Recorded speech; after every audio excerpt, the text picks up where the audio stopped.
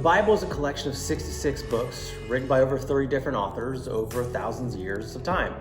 So one of the most common questions I get is, how do you know the Bible's true? And that's a great question. I hope this helps answer that. See, when historians, when they find ancient texts, they put them through 3 different tests to grade the authenticity. So the first test they put it through is a biographical test. And they look at the external evidence and the internal evidence. Today we're going to look at what the biographical test looks like. And so how they do that is they look at 3 different variables. Number 1 is they look at the number of copies, the time between the original and the copies, and the degree of accuracy between copies. So for example, Caesar wrote a book called Gallic Wars, and in Gallic Wars that they have found over 10 different copies. And their earliest copy dates about 1,000 years later. Homer wrote Iliad, and there's 643 copies of that today, and the earliest transmission of between the original and the copies is about 400 years. With the New Testament, there's about 25,000 copies, and the earliest copy believed to be about 50 years after the death of Christ.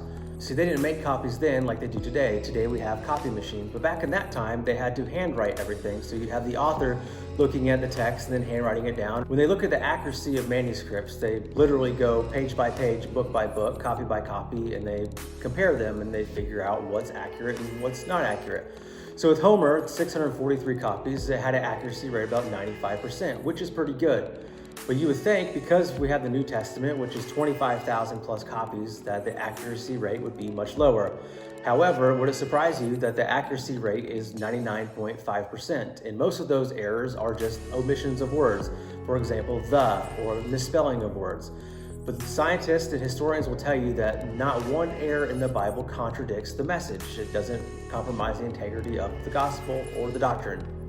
In fact, here's what historians say about the accuracy of the Bible.